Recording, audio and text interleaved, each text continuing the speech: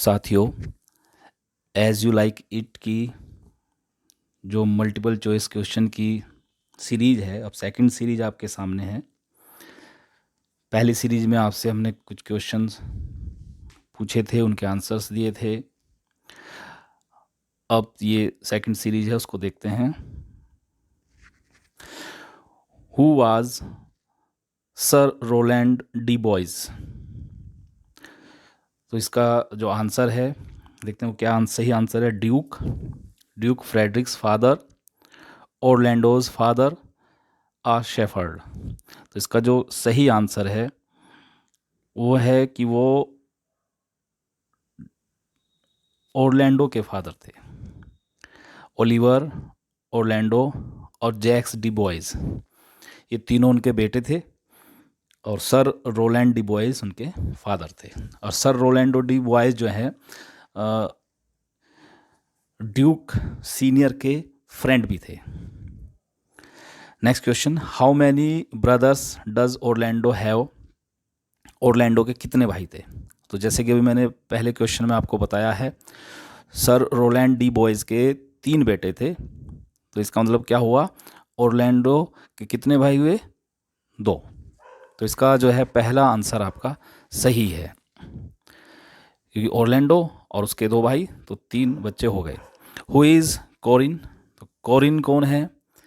Uh courtier, a servant to duke Frederick, a shepherd, a thief. जो Corin है वो एक शेफर्ड है। तो ये तीनों क्वेश्चंस आपके क्लियर। कोरिन है जो जब रोजालिंड और सीलिया और टचस्टोन जंगल में आते हैं तो कोरिन उनकी हेल्प करता है वहाँ पर स्टेब्लिश होने में। इसके बाद next question, the play as you like It was written in? कब लिखा गया? तो इसकी जो डेट है वो है 1599, इसको माना जाता है। The source of the play as you like it is? तो एज यू लाइक इट की जो सोर्स है वो क्या है? इसमें विकल्प हैं, है तो रोजालिंड, लेकिन राइटर्स के नाम चेंज किए हैं। तो जो करेक्ट आंसर है वो है हमारा थॉमस लॉज रोजालिंड। थॉमस रोज द्वारा लिखी गई जो रोजालिंड है वही इसका सोर्स है, और थॉमस रोज ने ही रोजालिंड को लिखा है। Who says O how full of briars is this working day world?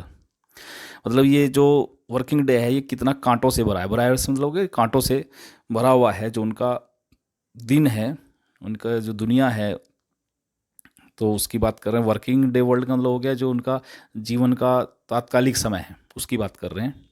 तो ये बात जब सीलिया और रोजालिंड आपस में बात कर रही है तो ये डायलॉग जो बोलती है वो रोजालिंड बोलती है। तो रोजालिंड का डायलॉग है, सीलिया से बात करते हुए आ रहा है डायलॉग।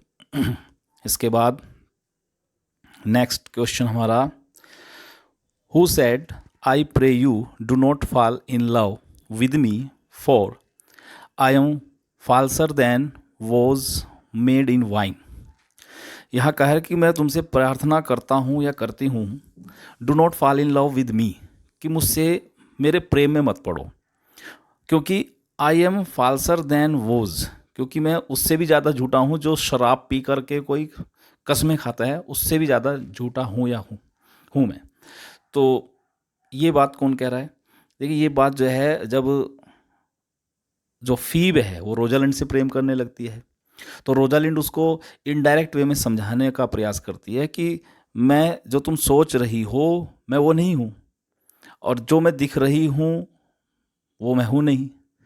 तो इसका मतलब जो कुछ है वो सब झूठ है, तो तुम मेरे प्रेम में मत पड़ो। तो ये डायलॉग हुआ रोजालिंड। इसका आंसर आपका डी सही है।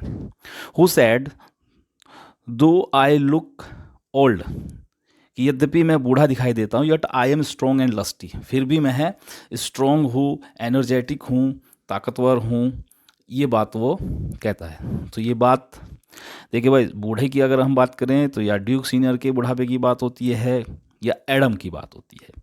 तो ये बात जो है एडम कह रहा है, एडम का डायलॉग है, ये सी करेक्ट है, इसका जो आंसर है उसका सी है।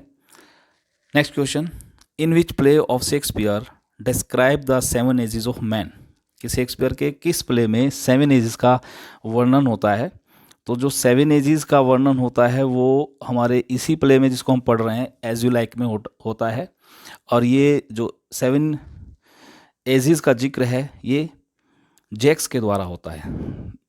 जैक्स अपने एक डायलॉग में इसका जिक्र, मतलब एक पूरा पोयम है उसमें जिक्र होता है इसका। चलिए next question, with home did Orlando fight the match of wrestling, कि ओरलैंडो जो है वो किसके साथ कुश्ती लड़ता है, कुश्ती का जो मैच होता है वो किसके साथ होता है। तो जब हमने कहानी बताई थी उसमें आया था चार्ल्स के साथ। चार्ल्स के साथ ओरलैंडो की कुश्ती होती है और उस कुश्ती में ओरलैंडो जीत जाता है चार्ल्स को हरा करके। और उसके बाद जो रोजालिंड है उसको अपने गले से उतार करके एक चैन पुरस्कार स्वरूप देती है। नेक्स्ट क्वेश्चन है, the name of the country fellow who is also in love with Audrey, जो ऑड्रे है उसके प्रेम में कौन पड़ा हुआ है। देखिए ऑड्रे और टचस्टोन आपस में प्रेम करते हैं, लेकिन ऑड्रे को एक कंट्री फेलो है, एक व्यक्ति है वो भी प्रेम करता है और उसका नाम है विलियम। विलियम नामक जो कैरेक्टर है वो भी ऑड्री से प्रेम करता है, लेकिन ऑड्री जो है वो टचस्टोन से प्रेम करती है। आगे नेक्स्ट क्वेश्चन है, who acts as a clown in the play as you like it, जो क्लाउन की तरह जो है वो कौन है इस प्ले के अंदर। तो वो है हमारा टचस्टोन। टचस्टोन वो कैरेक्टर है जो रोजालिंड और सीलिया के साथ महल छोड़ करके जंगल में भाग आता है और ये टचस्टोन ही ऑड्री से प्रेम करता है, फिर अब बाद में इनकी शादी हो जाती है। नेक्स्ट क्वेश्चन है, who said men have died from time to time and worms have eaten them but not for love. देखिए यहाँ पर ये स्टेटमेंट कब आता है, ये बात तब आती है, ये डायलॉग तब आता है जब रोजालिंड गैनीमीड के रूप में ओरलैंडो से बात कर रही है। अब वो कहती है कि भाई मैं, वो मतलब एक्ट कर रही है, जो गनीमेड है वो कहता है ऐसे ओरलैंडो से कि मैं जो हूँ मुझे तू अपनी प्रेमिका मान के चल।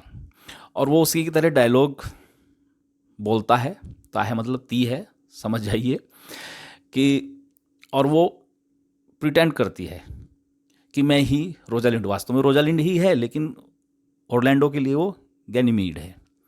अब वहाँ पर वो एक मना करती है कि मैं तुमसे प्यार नहीं करूँगी, मैं तुझे छोड़ दूँगी। तो उस समय ओरलैंडो कहता है कि मैं मर जाऊँगा। तो तब ये डायलॉग वो कहते हैं कि men have died from time to time, कि आदमी तो मरता रहा है, समय समय पर आदमी मरता रहा है सदियों से। And worms have eaten them, और उनको जो कीड़ों ने खा लिया है, खाया उनको कीड़ों ने, बट नॉट फॉर लव, लेकिन इनमें से कोई भी जो है प्रेम के लिए नहीं मरा है, प्रेम के कारण से नहीं मरा है।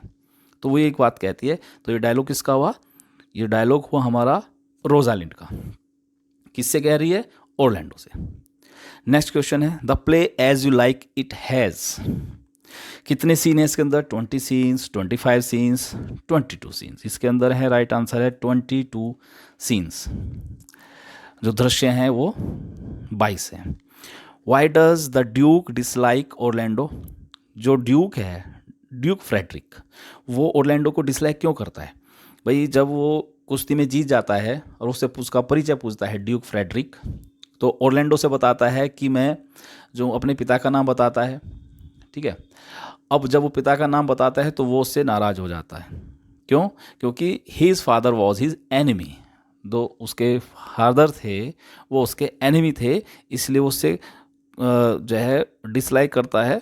और वहाँ से फिर ड्यूक फ्रेडरिक वहाँ से उठ करके चला जाता है, रोलैंड डी बॉयज़, ठीक है, ये उसके फादर थे। नेक्स्ट क्वेश्चन आपका, रोजालिंड इज, अब रोजालिंड कौन है, the daughter of Duke Frederick, गलत, क्योंकि उसकी डॉटर तो सीलिया है। The daughter of Duke Senior, yes.